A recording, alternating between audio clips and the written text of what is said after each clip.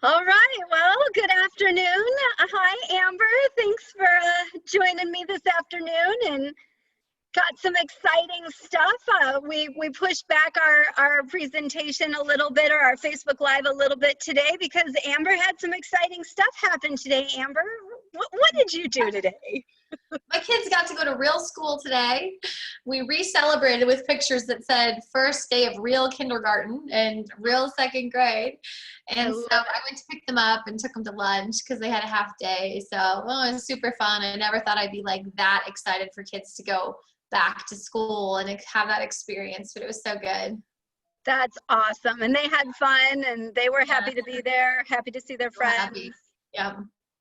That sounds amazing. My kids aren't going to scheduled right now October 13th to go back, and I may be counting down the seconds, but you know, that's so exciting. I'm really glad to hear it. And we just, the numbers are pointing in the right direction, that the state's telling us that we can do this. So I'm really hoping that we'll have our kids back in session real soon.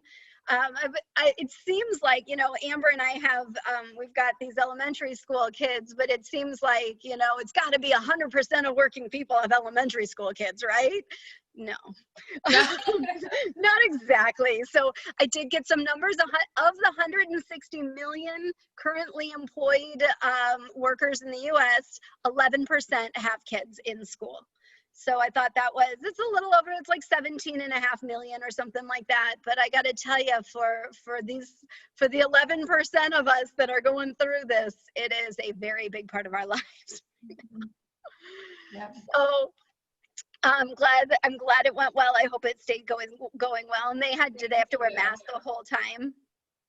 They didn't. Their class put up like plexiglass around their desks, so when they're like in class they don't have to have their mask on, so it's just like walking into class, so it's not so bad. That's yeah, so they're not going to be picking at it, they'll be listening. Hopefully. Awesome. Well, Amber, there's been some stuff going on, and there was some recent announcements as well as other things that are happening in the business. But I know on Friday, Amber put out a really good video that talked about what was going on in the Fed statement. But I would love for you to talk about what the statement was and what you talked about on Friday, because it's huge, and I think a lot of people are confused. Yeah, well, last week we saw interest rates pop up a little bit, and the reason for that is because Federal Reserve Chairman Jerome Powell spoke last week, and in his speech, he mentioned that the Fed has a bias towards not raising rates, even if they see inflation go over the benchmark of 2%. And that is different from the Fed's normal strategy, which says if the inflation reaches 2%, they will start to raise short-term interest rates, which doesn't directly influence long-term interest rates, but it does influence short-term rates like home equity lines and credit cards and student loans. But he's saying as long as it averages 2% over the long run, he's going to let it go higher. And inflation is the arch enemy of bonds, because as inflation goes up, it devalues the bond. And so anyone that's investing in mortgages that is concerned that inflation is going to go up, especially above the average of 2%, they don't want to invest in that anymore. And so when there's lack of buyers and interest in the bond market, then we start to see interest rates go up. Now, the reaction to this is going to be somewhat tempered because the Fed is still the #1 buyer of mortgage-backed securities. And so they are still controlling the interest rate environment, and they likely will be for the next, who knows, 6 months, year. There's a big question mark around that. And so they can just buy more bonds to keep interest rates low because we're not in a normal market. But typically we would see interest rates spike up and stay up. We've already seen them kind of settle back down a little bit, but it's a really good reminder for your clients that no one knows how long these short-term interest rates are going to be around for. So take advantage, like jump on this bandwagon. And I'm a really big believer that if anyone's been in their house for 6 months or more, they probably need to either be refinancing or be looking to sell their home and buy a new one. That opportunity out there is tremendous right now. And I have a little visitor. Quietness all day. I didn't even know what I was going to do with myself. And so it's a really good opportunity to communicate with your database, because we're always looking for ways to add value to them. And right now the value is hey, we saw interest rates pop up a little bit last week. Nobody knows where they're headed. You know, it's a really good time to analyze your options. Have you considered a refinance? Is the home that you're in still working for you? Do we want to look at extracting some of this, what is technically monopoly money, and extracting this equity and rolling it into a home that may be your forever home, right? That has a home office, that has a pool, that has a bigger backyard, that has an extra bedroom, whatever it is. Incredible opportunity right now for you to create value, for you to create transactions, for you to help change your clients' lives for the better. So just be on the lookout for that. If you have questions, let me know. Otherwise, that was kind of the big news. And then the other thing I wanted to mention in regards to the lending side of things is that just in the last probably week and a half, we have started to see much longer appraisal turn times. Up until this point, we were still able to order a rush appraisal and be pretty darn sure we were going to have it back in about 3 days. And now sometimes we're going through 10, 12 appraisers that are declining the order. And they're just saying, too busy, don't want it, don't want it, don't want it. And if it's anything like on the outskirts, manufactured home, acreage, jumbo, anything that's not going to be the cookie cutter easy stuff, again, decline, and they are searching for appraisers to take these orders. So be really careful when you're considering waiving appraisal contingencies, because there's no longer a guarantee that we're going to get it back in that time period. So your client needs to know that we might go past that 10-day inspection period. If that was part of your strategy, we cannot bank on that right now. And I've had a couple that got really dicey because we went past that 10 days and we could not control it. I had one that was on the outskirts, but it took 3.5 weeks to get the appraisal. And we called 22 appraisers to try to get them to take the order. So just bear that in mind. Things are changing. It is an extremely busy market. You know it. You see the inventory levels. And so just be mindful when you're working on your strategy that appraisals are longer. So what would you say on average? Would you say it tends to be taking, I would say closer to that 3 weeks? Like some of them come in the week still. And then I just had one that they went through all my appraisal panel, and the soonest we got was a 3-week turn time, and then they messaged them again to say, hey, this is a super rush, who can take it? And I had to pay $150 more to get it back in a week.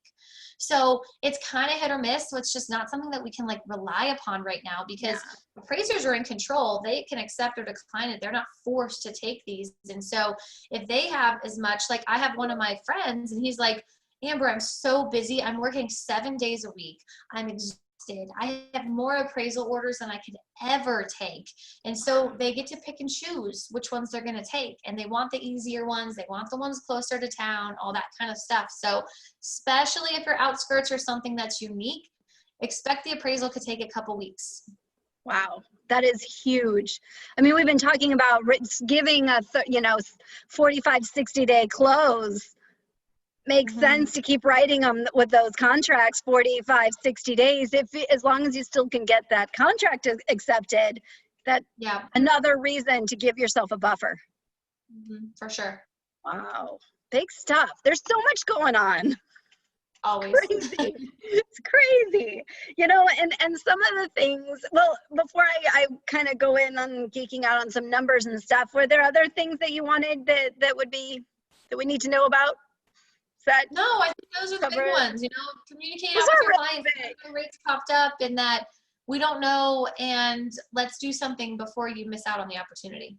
100%. And Amber and I were talking earlier, but Ivy Zellman with Zellman and Associates, she is incredible with amazing data and very, very information, very poignant, very she's just right on. Her information is so cool. So she was talking about going over, looking at some of the past recessions, looking at, late 70s into, 79, 80, and then 91-ish, and then the tech bubble, and then of course we remember 2008. But talking about kind of what happened and what happened to real estate prices and things. And she said, and I thought this was so powerful, she goes, interest rates are actually more powerful than what's happening in the economic environment.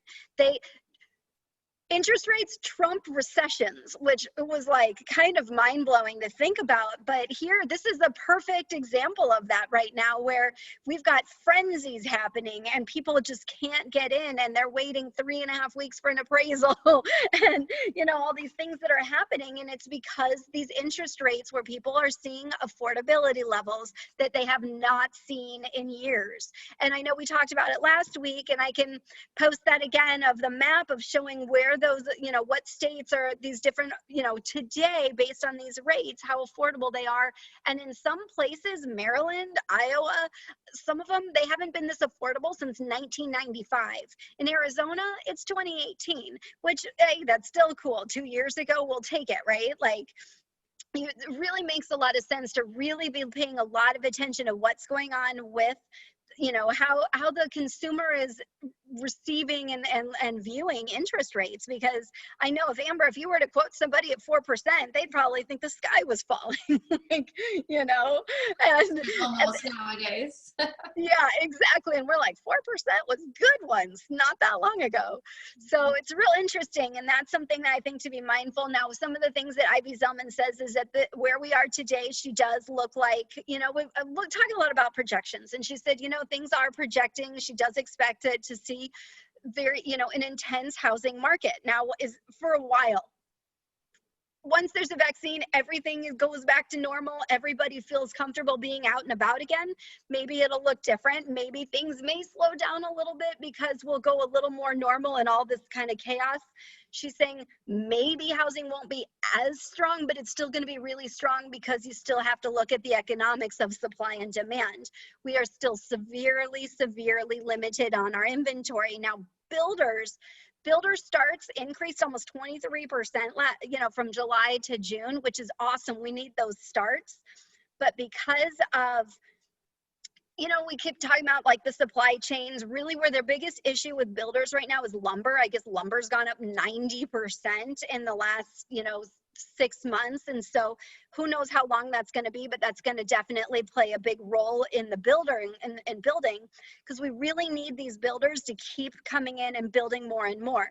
Now, some of the interesting things with the builders, of that 22% increase, most of it was with multifamily. Multifamily had a 58% increase month over month in housing starts, just, within itself. And that is so big. So it is likely that we'll start to see that decline, because multifamily is not having the same kind of demand that single family is having. And Amber just outlined a pool, a Zoom room, office room, an office location, like all these different things are really playing a role in how people are buying, and builders are noticing it. So hopefully that's going to help ease some of the pressure on prices, because our resale inventory, we're still hanging out in that 79 to 8,400 with, excluding UCB for all of Armless. Now, that's not just limited to Maricopa County either. So there are some other counties in there. That's just nothing, considering we have almost 5 million people living here, and we have so many jobs